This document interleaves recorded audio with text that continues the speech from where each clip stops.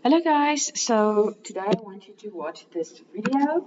We are still busy with trigonometry. This is the last lesson on trigonometry, or the basic trigonometry. Then we will be moving on to graphs. So dan gaan ons aanbeweeg na grafieke, na die trigrafieke toe. Okay.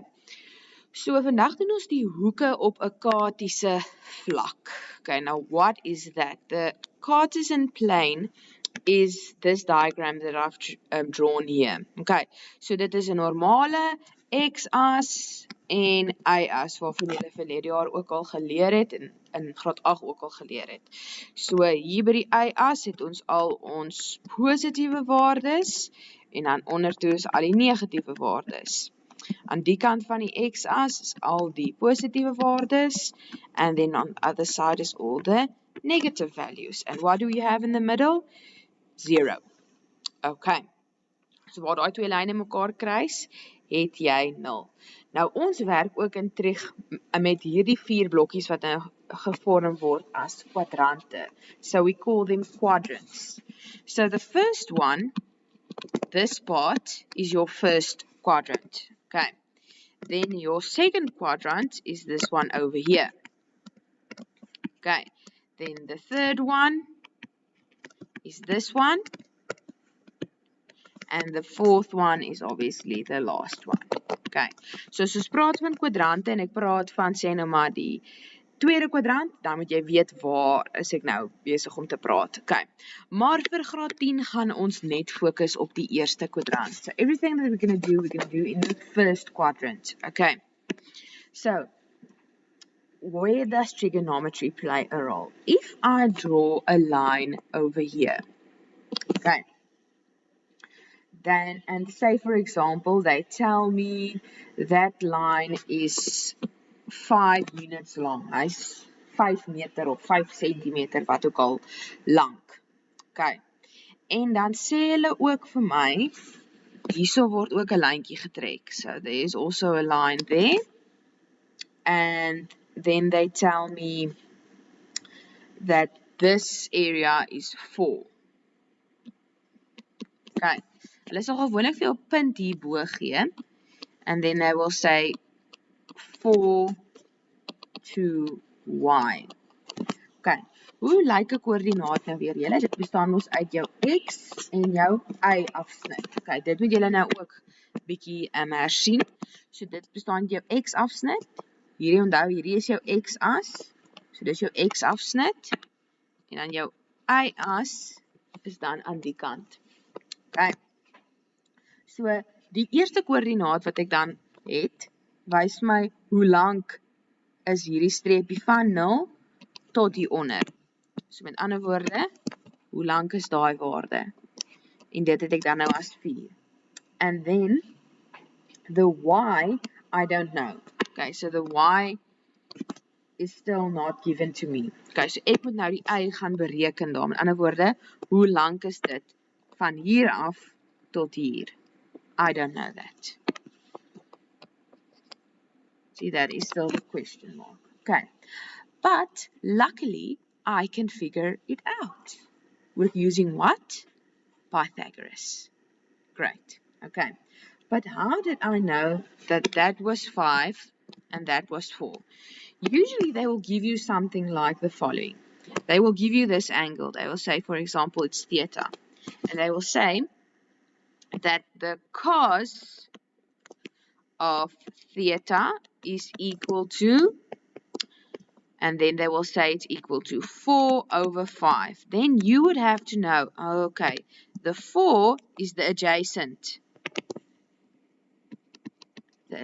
one, and the 5 is the opposite one. Oh, sorry, it's the hypotenuse. So there you have the hypotenuse. Daar het ons dan nou die skynsy. So what will they give you? They will only give you this thing.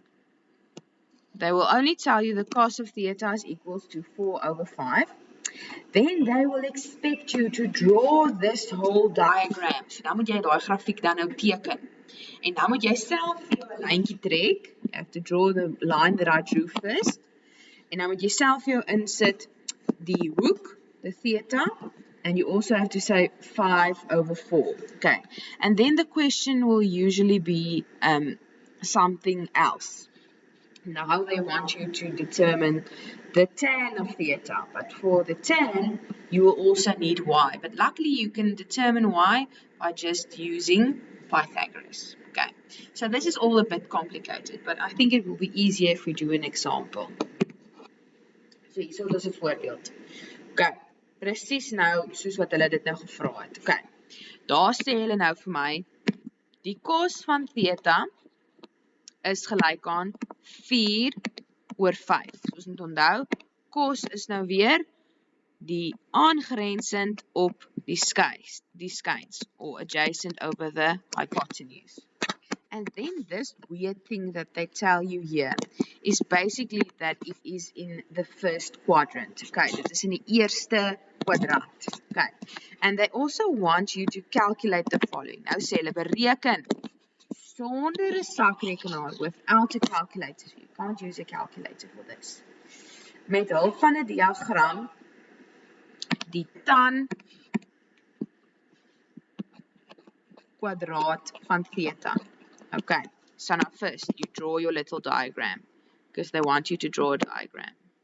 Okay, so daarso is die y-as en die x-as. Okay, we are only working in the first quadrant. Okay, nou trek ons streepie eers vir ons. Of ons driehoekie. Okay, and then we draw in our theta, the angle. Daai hoekie. Dan, wat is nou die skyns sy in die geval? Dit is nog steeds die sy oorstaande van die 90 grade. So it's going to be this side. So that side is going to be equal to 5. The adjacent one is the one that's adjacent to the angle. So dit is mos nou, dit raak nou daaraan. So dan gaan dit 4 wees. But now they want the tan. What is tan again? Tan is mos nou weer die oorstaande op die aangrensend. Maar in die geval het ek nie oorstaande nie. Ek het net aangrensend, ek het net skyns. Ek kort nog oorstaande. So nou moet ek daai uitwerk. Kyk, en ek kan dit doen deur Pythagoras te gebruik. Okay, so kom ons werk eers nog vir o uit. Vir die oorstaande. Die oorstaande kwadraat gaan gelyk wees mos nou aan 5 kwadraat minus 4 kwadraat. Okay. 5 kwadraat is 25, 4 kwadraat is 16. Okay, and we also have to give a reason here, 5. Okay, dan gaan dit mos nou moet wees 25 minus 16, dis 9, therefore O will be equal to 3. Okay, so nou dat ek O het as 3, nou vul ek dit sommer op my skets in. Daai hele sytjie is nou 3. Okay, now I can calculate the tan, because the tan squared of theta is equal to, okay, what is the tan of theta? The tan of theta is now going to be the opposite, which is the 3 that we just worked out, over the adjacent square. Remember, because there is a square. En dit alles het ek nou nog gedoen sonder om 'n sakrekenaar te gebruik, né? So nou sê ek 3 kwadraat, dis 9, en wat's 4 kwadraat? Dis 16. And that's how I do it. Okay, ek weet dit is nou bietjie meer complicated julle, maar ek gaan sommer môre die oefening saam met julle in die klas doen, so that you understand how to do it.